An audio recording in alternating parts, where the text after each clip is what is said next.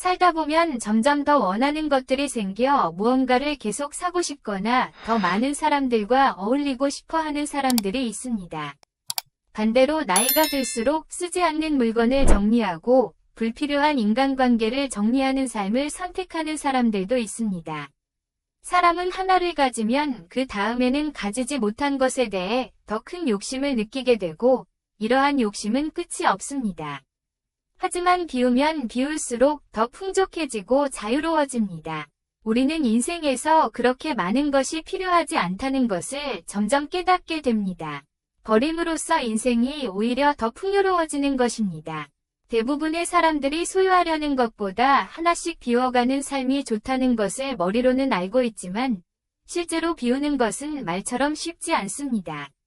우리는 작은 것 하나씩 버리는 연습을 해야 합니다. 이것은 남이 아닌 내 자신의 행복을 위한 것입니다. 그렇다면 우리는 지금 가지고 있는 것 중 어떤 것을 비워내야 할까요?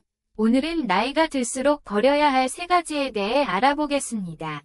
첫 번째는 불필요한 물건을 버리는 것입니다. 대부분의 사람들은 집에 1년 이상 사용하지 않은 물건이 하나 이상 있을 것입니다. 물론 그보다 많은 사람들도 있습니다. 이렇게 사용하지 않는 물건들을 제때 버리지 않으면 먼지만 쌓여 청소할 거리만 늘어납니다. 1년 이상 사용하지 않은 물건은 앞으로도 사용하지 않을 확률이 높습니다. 물건을 버리지 못하는 사람들은 언젠가 필요할지도 모른다는 생각에 아까워서 버리지 못하는 경우가 많습니다. 물론 아주 가끔 필요해질 때가 있기는 하지만 99%는 사용하지 않을 가능성이 큽니다. 그러니 공간만 차지하고 먼지만 쌓이는 물건들은 빠르게 처리하는 것이 좋습니다. 누군가는 물건을 버리지 않는 것을 알뜰하다고 생각할 수 있지만 과도한 알뜰함은 오히려 좋지 않을 수 있습니다. 특히 환경호르몬이 나오는 플라스틱 용기나 유통기한이 지난 방향제, 오래된 칫솔 등은 가장 먼저 처리해야 합니다. 이뿐만 아니라 물건을 치우지 않으면 각종 세균과 벌레들이 서식할 것입니다. 또한 신발을 너무 오래 신는 분들도 있습니다. 하지만 너무 낡은 신발은 관절에 좋지 않은 영향을 줄 수 있습니다. 오래될수록 더 빨리 닳아 제 기능을 수행하지 못하기 때문입니다. 이런 건강과 관련된 부분은 특히 신경 써서 버리거나 교체하는 것이 좋습니다. 사실 불필요한 물건들이 집에 많지 않다면 크게 문제가 될 것은 없지만 간혹 물건을 집에 쓰레기처럼 쌓아두는 분들이 있습니다. 예전에 뉴스에서도 이것이 이슈가 된 적이 있습니다. 이런 행동을 저장강박증이라고 부릅니다. 저장강박증은 물건의 사용 여부와 상관없이 버리지 못하고 쌓아두는 강박장애입니다. 이 저장강박증은 생각보다 많은 사람들이 겪고 있는 증상입니다. 다음은 국립정신건강센터에서 제공한 저장강박증의 주요 증상 체크리스트입니다. 첫째, 특정 주제나 분야와 상관없이 물건을 저장한다. 둘째, 쌓여있는 물건으로 인해 일상생활에 지장을 받는다. 셋째, 물건의 사용 여부와 상관없이 계속 저장한다. 넷째, 필요하지 않은 물건을 버릴 경우 불쾌한 기분이 든다. 다섯째, 유통기한이 지나 상한 음식임에도 불구하고 버리지 못한다. 여섯째, 사소한 물건이나 쓰레기에도 가치를 부여한다. 여러분은 이 중 몇 가지에 해당되시나요? 이 중 대부분에 해당된다면 저장강박증을 의심해 볼 수 있습니다. 저장강박증이 생기는 원인은 다양합니다. 전문가들은 저장강박 증상과 저장강박증을 구분하는 것이 중요하다고 말합니다. 저장강박 증상은 치매나 기질성 뇌손상, 우울장애 같은 질환에서 나타날 수 있는 증상입니다. 이렇게 저장강박 증상을 보이더라도 모두가 저장강박증인 것은 아닙니다. 저장강박증은 정신적인 문제와 연관이 있으며 이런 증상을 보이는 사람들 중 다수는 스트레스나 마음의 상처를 가지고 있는 경우가 많습니다. 이런 사람들은 치이는 인간관계보다 변함없는 물건에서 위로와 평안을 얻기도 합니다. 이로 인해 물건을 위인화하거나 다른 사람의 물건에도 애착을 가지는 경우가 있습니다. 다음은 저장강박증을 가진 지인을 둔 어느 한 분의 사연입니다. 제 친구는 어머니와 함께 사는데 집안에 냉장고 4대에 김치가 다 쉬었고 장롱에 물건이 넘쳐나는데도 또 장롱을 주워와 방에 놓아서 방에서 잠을 잘 수 없는 상황에 이르렀습니다. 못 쓰는 가구 수십 년 넘은 것들이 쌓여 있고 밥통만 5개이며 베란다에는 발 디딜 곳도 없어서 쓰레기 전쟁이 11년째 반복되고 있다고 합니다. 친구는 하루하루가 지옥 같다고 합니다. 자기가 버리면 어머니가 다시 주워오고 이 과정이 끝없이 반복된다고 합니다. 정말 안타까운 사연입니다. 간혹 이런 저장 강박이 있는 분들에게 봉사자들이 와서 대신 치워주기도 하지만 이것은 좋은 해결책이 아닐 수 있습니다. 이건 해외에서도 결과가 좋지 않다는 사실이 이미 밝혀졌습니다. 조금씩이라도 본인이 직접 치우도록 유도해야 하며 그냥 치워주기만 하면 1년도 안 되어 다시 집에 물건이 쌓일 가능성이 높습니다. 이러한 문제를 해결하기 위해서는 근본적인 대책이 필요합니다. 자신의 저장 강박증이 심하다고 느끼는 분들은 전문가와 상담을 받아보는 것이 좋습니다. 하지만 강박증이 심하지 않지만 개선을 원한다면 기존의 물건을 시간차를 두고 하나씩 버리는 연습을 해보는 것도 좋습니다. 아니면 1년에 하루나 이틀을 정해 그동안 사용하지 않은 물건을 모두 버리는 것도 좋은 방법입니다. 또한 새로운 물건을 살 때마다 이전에 사용하던 물건을 버리는 것도 하나의 방법입니다. 특히 비싼 돈을 주고 산 물건은 사용하지 않더라도 버리기 아까울 수 있습니다. 하지만 대부분 결국 버리게 되는 것이 현실이기에 최대한 빠르게 처리하는 것이 좋습니다. 물건뿐 아니라 사진 같은 것도 중요한 것만 남겨두고 나머지는 버리는 것이 좋습니다. 물건을 쌓아두는 것과 버리는 것은 결국 습관과 관련이 있습니다. 이제부터라도 물건을 하나씩 정리하는 습관을 만드는 것이 좋습니다. 나이가 들수록 버려야 할 두 번째는 지난 과거에 대한 미련, 후회, 그리고 복수하고자 하는 마음입니다. 물론 사람마다 과거에 겪은 일이 다르기 때문에 쉽게 말하기는 어렵습니다. 해당 일을 겪지 않은 사람은 절대 이해할 수 없는 부분도 있습니다. 특히 가족이나 친지에게 받은 상처는 치유하기 어렵습니다. 어릴 때 받은 상처를 용서하기란 결코 쉬운 일이 아닙니다.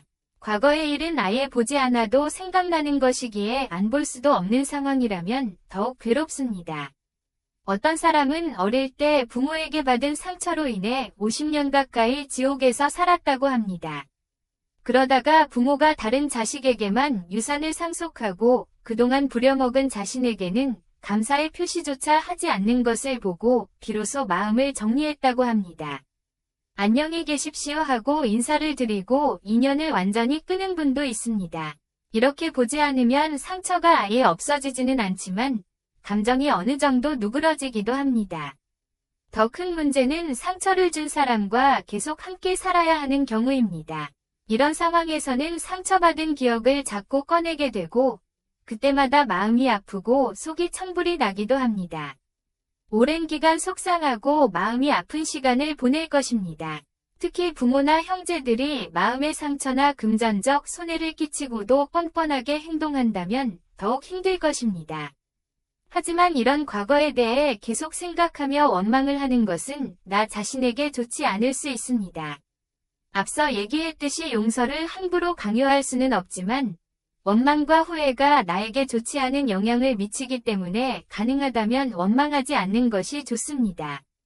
이게 생각처럼 쉽지는 않습니다. 오히려 생각하지 말아야지 할수록 더 떠오를 수도 있습니다. 70이 넘어서도 한이 맺혀 그걸 떨치지 못하는 분도 있습니다. 물론 상처를 완전히 없애기는 어렵지만 최대한 멀어지려는 노력을 할 수는 있습니다. 누군가는 최고의 복수는 복수를 하지 않는 것이라고도 말합니다. 최대한 무시하고 내 인생에 집중하며 나의 삶을 잘 살아가는 것이 현명합니다. 용서는 상대를 위해 하는 것이 아니라 오로지 나 자신을 위한 것입니다. 미워한다고 해서 내 마음만 아프고 현재에 감사하고 건강하게 살 수 있는 것이 진정한 축복입니다. 내 인생에 집중하여 자존감이 높아진다면 마음의 그릇도 커져 웬만한 것은 용서할 수도 있을 것입니다. 이처럼 나이가 들수록 주변을 정리하고 화해와 용서로 인간관계를 잘 정리하는 것이 중요합니다. 앞서도 언급했듯이 누군가를 용서하라는 말을 함부로 할 수는 없습니다. 용서가 너무 어렵다면 용서하지 않아도 괜찮습니다. 그러나 가능하다면 상대를 위한 용서가 아닌 나 자신을 위한 용서를 한다는 마음을 가지면 과거의 아픈 기억을 모두 버리고 현재의 기쁜 추억만 간직하며 멋진 인생 후반전을 보낼 수 있을 것입니다. 나이가 들수록 버려야 할 세 번째는 나를 힘들게 하는 주변 사람들입니다. 이 말은 아마 지겹도록 들었을 수 있지만 그만큼 중요하기 때문에 많은 이들이 강조하는 것입니다. 우리 주변에는 부정적인 사람, 겉과 속이 다른 사람, 음흉한 사람, 기본 도덕을 모르는 사람 등 나를 힘들게 하는 사람들이 있습니다. 그러나 많은 이들이 외롭다는 이유, 오래됐다는 이유로 그런 인연을 잘 정리하지 못합니다. 이런 사람들은 내 소중한 돈과 시간, 그리고 마음을 빼앗아갑니다.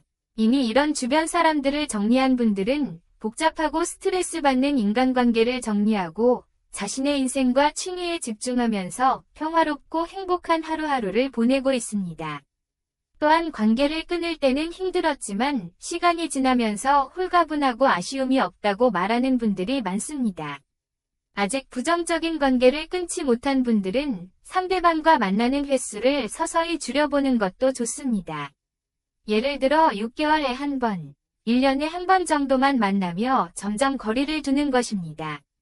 이렇게 하다 보면 굳이 관계를 완전히 끊지 않더라도 가끔씩만 만나면서 관계를 유지하는 것도 괜찮을 수 있습니다.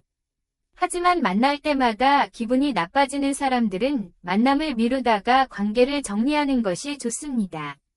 인연을 한 번에 끊기보다는 만나는 횟수를 점차 줄여가며 관계에 대해 생각하는 것이 좋은 방법입니다. 그러나 친구나 지인이 아닌 가족이라면 관계를 정리하기가 어려울 수 있습니다. 특히 나를 힘들게 하는 가족을 둔 분들은 관계를 끊지도 이어가지도 못하는 힘든 상황에 놓일 수 있습니다.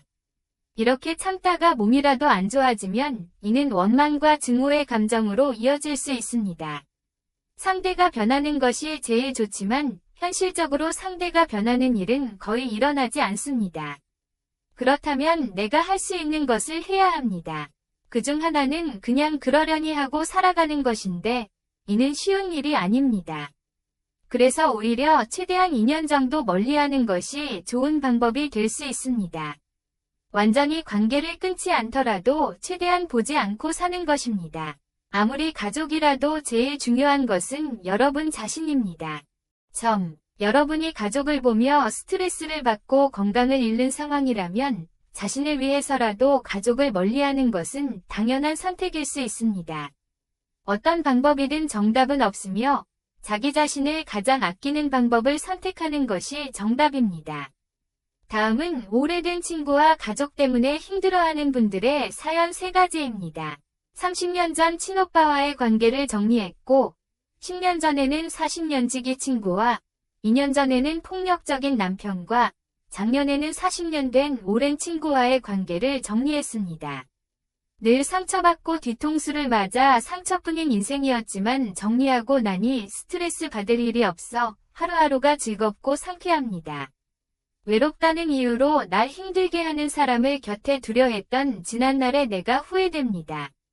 2번째 사연입니다. 민폐를 끼치는 형제를 정리할 수 있다면 그나마 다행입니다. 평생 금전적으로 뜯어가고 형편이 어려워 못해주면 험한 말로 협박하더니 친정엄마 돌아가시고 한숨 돌리나 싶더니 이제는 병든 몸 거두라며 벌어놓은 돈을 나눠 쓰자고 협박합니다. 더럽고 치사하고 불쌍해서 내 형편 되는 만큼만 해주고 있어요. 도움을 주다가도 속에서 천불이 나기도 합니다. 젊은 시절 그렇게 배짱이처럼 인생을 보내더니 저는 이제 마음을 내려놓고 살고 있습니다. 그게 제 마음도 편하니까요. 마지막 사연입니다. 부모가 그럽니다. 2분이 이혼하시고 각자 사는데 자식을 서로 책임지지 않으려 미루다가 이제 제가 다 커서 결혼하니까 아빠는 사업자금을 대달라 하고 엄마는 용돈과 병원비를 안 준다고 뭐라 합니다. 지금까지 동생 학비 대고 2분 뒤치다꺼리까지 다 했는데도 욕을 하시길래 관계를 정리했습니다. 제가 잘했던 건 하나도 생각하지 않고 이기적이라고 욕하니 제 결정이 옳았던 것 같습니다. 이처럼 인연을 끊든 마음을 내려놓고 내 형편에서 할 수 있는 만큼만 하든 정답은 없지만 항상 여러분 자신을 가장 먼저 생각하시길 바랍니다. 오늘은 나이가 들수록 해야 할 3가지에 대해 말씀드렸습니다. 첫째는 불필요한 물건을 정리하는 습관을 만드는 것입니다. 둘째는 과거에 대한 후회와 미련보다는 나 자신의 삶에 집중하는 것입니다. 마지막 셋째는 나를 힘들게 하는 인간관계를 정리하는 것입니다.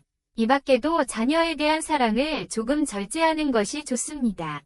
자녀가 어릴 때는 교육비에 많은 돈을 쓰고 자녀가 크면 취업하기 전까지 용돈을 주며 결혼하면 결혼자금, 사업자금 등으로 계속 자녀에게 금전적 도움을 주는 분들이 많습니다.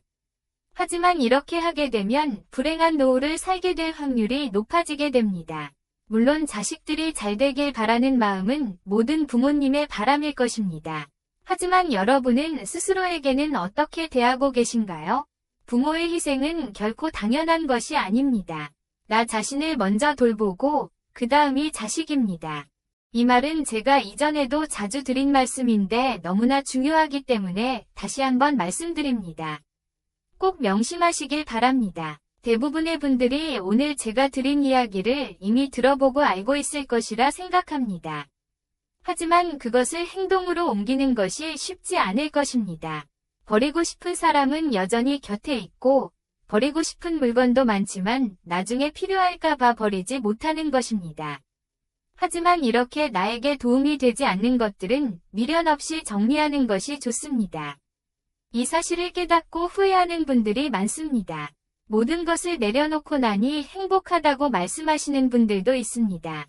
이렇게 비울 것은 비우고 정리할 것은 정리한 후 나 자신에게 좀 더 잘해주고 나에게 집중하는 시간을 만드는 것이 좋습니다. 버리고 나면 그 에너지를 나 자신에게 쓸 수 있습니다.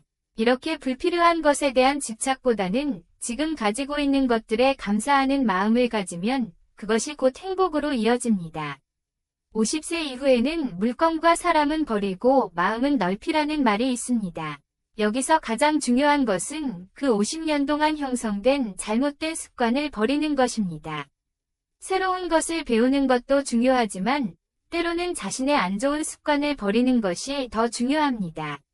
물론 이것은 쉽지 않습니다. 하지만 이를 의식하고 조금씩 바꿔나가면 충분히 해낼 수 있습니다.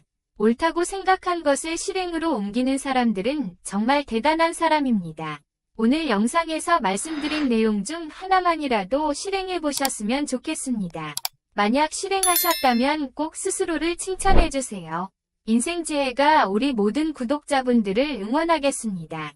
오늘의 영상을 마치겠습니다. 다음에 더 좋은 내용으로 찾아뵙겠습니다. 감사합니다.